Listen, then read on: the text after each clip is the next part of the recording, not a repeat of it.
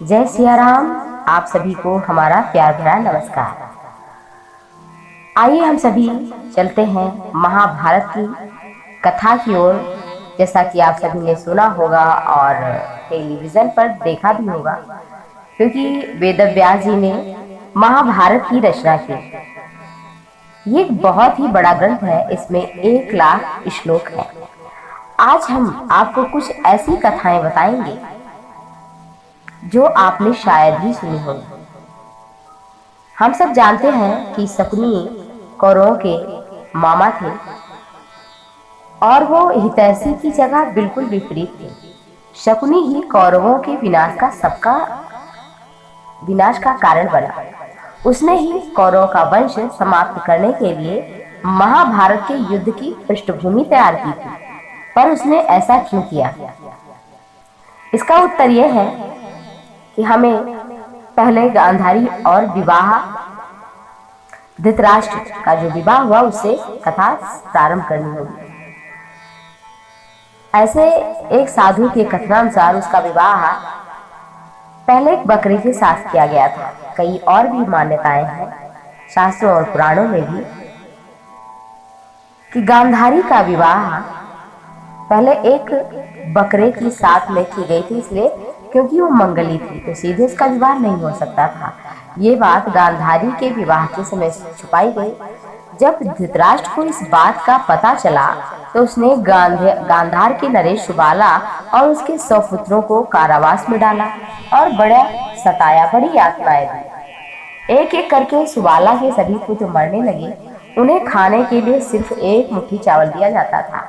सुबाला ने अपने सबसे छोटे पुत्र शकुनी को प्रतिशोध के लिए तैयार किया।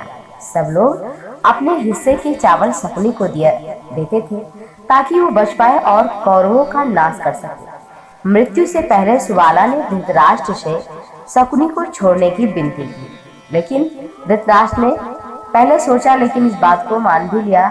सुबाला ने शकुनी को अपनी रीढ़ की हड्डी के पासे बनाने के लिए कहा। वही पासे कौरव वंश के नाश का कारण बने। शकुनी ने हस्तिनापुर में सबका विश्वास जीता और 100 कौरवों का अभिभावक बना। उसने न केवल दुर्योधन को युधिष्ठिर के खिलाफ भड़काया बल्कि महाभारत का युद्ध आधार भी बनाया। द्रौपदी की आइए कथा जानते हैं। द्रौपदी अपने पिछले जन्म में इंद्रसेना नाम की ऋषि पत्नी थी। उसने पति संत मौदगल्य का देहांत जब देखा जल्दी ही हो गया था तो अपनी इच्छाओं की पूर्ति के लिए उसने भगवान शिव से प्रार्थना की। जब भगवान शिव उसके सामने आए तो घबरा गई, लेकिन उसने 5 वरदान मांगे। भगवान शिव ने इसलिए अगले जन्म में जो 5 वरदान मांगे थे उसके अनुसार एक इंसान में वो सारे गुण हो ही नहीं सकते थे और वो 5 पांडवों में थे। इसलिए द्रौपदी का विवाह उन 5 पांडवों से हुआ था, क्योंकि भगवान शिव का आशीर्वाद जो था। और आइए जानते हैं कि धृतराष्ट्र आखिर अंधे क्यों जन्मे। धृतराष्ट्र ऐसे कुल में जन्मे फिर भी अंधे। धृतराष्ट्र अपने पिछले जन्म में भी एक बहुत दुष्ट राजा था। कहते हैं स्वभाव मरने के बाद भी नहीं जाता, और सच बात है धृतराष्ट्र इतना दुष्ट था कि उसने एक दिन देखा पूर्व जन्म में वो राजकुमार था तो नदी में हंस अपने बच्चों के साथ आराम से घूम रहा था। उसने आदेश दिया कि हंस के बच्चों की आंखें फोड़ दी जाए और उसको मार दिया जाए। इसी वजह से अगले जन्म में वो अंधा पैदा हुआ और हंस ने श्राप दे दिया कि जैसे मैं अपने पुत्र के वियोग में देख के मर रही हूं, ऐसे तू भी अंधा होगा और तू मरेगा, जैसे मेरे पुत्रों को तूने मारा है। तो उसी हंस के श्राप के कारण धृतराष्ट्र जन्मांध ही पैदा हुआ। आइए जानते हैं हम अभिमन्यु की कथा को, जो सुभद्रा और अर्जुन का पुत्र था। कहते हैं ये कालेवन की राक्षस की आत्मा इसमें बसी थी। कहा जाता है कि अभिमन्यु एक कालेवन नामक राक्षस की आत्मा थी। कृष्ण ने कालेवन का जब वध किया, अपना दुपट्टा उठाया था तो उसका उस समय वो भस्म हो गया था, तो उसकी आत्मा को भगवान ने उसी दुपट्टे में बांध लिया था। उस वस्त्र को लाकर अपने साथ द्वारिका में लाए और अपने अलमारी में इत्यादि कहीं संदूक में छिपा के रख दिया। सुभद्रा अर्जुन की पत्नी ने गलती से वो जगह खोली और एक ज्योति उसके गर्भ में अपने आप आ गई और वो बेहोश हो गई। इसी वजह से अभिमन्यु को चक्रव्यूह भेदने का सिर्फ आधा ही तरीका मालूम था। उसके बाद वो सो गई थी, ऐसी भगवान की इच्छा थी। एकलव्य ही बना था द्रोणाचार्य की मृत्यु का कारण। ऐसा क्यों?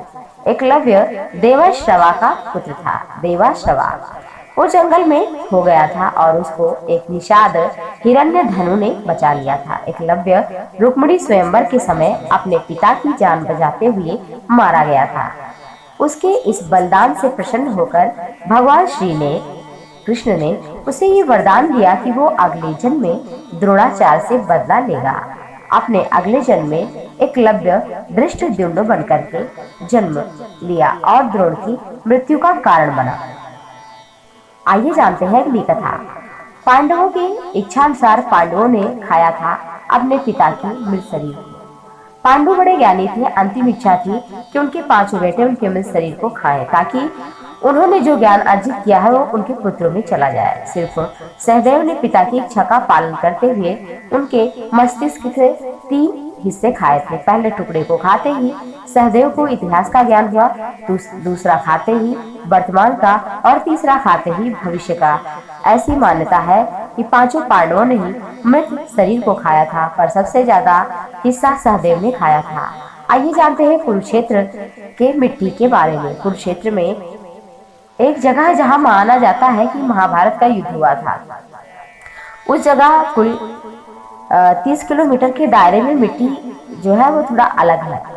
वैज्ञानिक भी इस बात को नहीं समझ पा रहे कि ये कैसे संभव है, क्योंकि इस तरह की मिट्टी सिर्फ तभी हो सकती है अगर उस जगह पे ज्यादा तेज गर्मी हो। बहुत से लोगों का मानना है कि लड़ाई के वजह से आज भी वहाँ की मिट्टी उसी रंग की है। आइए जानते हैं श्री कृष्ण ने क्यों ले लिया था बर्बरीक का शीशदान। बर्बरीक भीम का पोता यानी कि घटोत्कच का पुत्र था। बर्बरीक को कोई नहीं हरा सकता था, क्योंकि उसके पास कामाख्या देवी से प्राप्त हुए 3 तीर थे, जिनसे वह किसी भी युद्ध को जीत लेता था। पर उसने शपथ ली थी कि जो कमजोर होगा उसी पक्ष से वो लड़ेगा।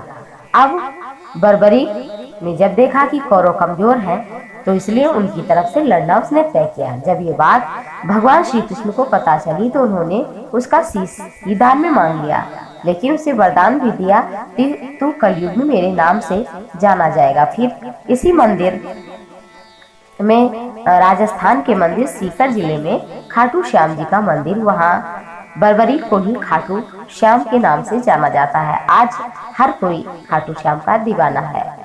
हर योद्धाओं का था अलग शंख। आइए जानते हैं किन योद्धाओं का जो महाशक्तिशाली पांडव थे। श्रीमद् भगवद गीता में एक श्लोकों में ही सभी शंखों के नाम बता दिए गए हैं। अर्जुन के शंख का नाम था देवदत्त, भीम के शंख का नाम था कौंड्र, और उनकी आवाज से कान से सुनाई उस समय बंद हो जाता था, ऐसा बजाते थे। भगवान श्री कृष्ण के शंख का नाम था पांचजन्य और युधिष्ठिर के शंख का नाम था अनंत विजय। सहदेव के शंख का नाम था पुष्पक और नकुल के शंख का नाम था सुघोषमणि। आइए जानते हैं अर्जुन को एक बार और गए थे वनवास। एक बार कुछ डाकुओं का पीछा करते हुए गलती से युधिष्ठिर और द्रौपदी के कमरे में दाखिल हो गया। अपनी गलती की सजा के लिए वो 12 साल के लिए वनवास के लिए निकल गया। उस दौरान अर्जुन ने 3 विवाह किए। चित्रांगदा मणिपुरा की थी उलूपी नागा और सुभद्रा कृष्ण की बहन। इसी नागकन्या उलूपी से उसे एक पुत्र हुआ जिसका नाम अरावन था। महाभारत के युद्ध में जब एक बार राजकुमार की स्वैच्छिक नर बलि की जरूरत पड़ी तो इरावन ने अपनी बलि दी थी। इरावन को तमिलनाडु में एक देवता के रूप में पूजा जाता है तथा वहां पर हिजड़ों की उनसे शादी होती है। तो ये रही छोटी सी कथा, और आगे की कथा में आप सभी से फिर से मुलाकात होगी। तब तक की अनुमति दीजिए। नमस्कार, धन्यवाद।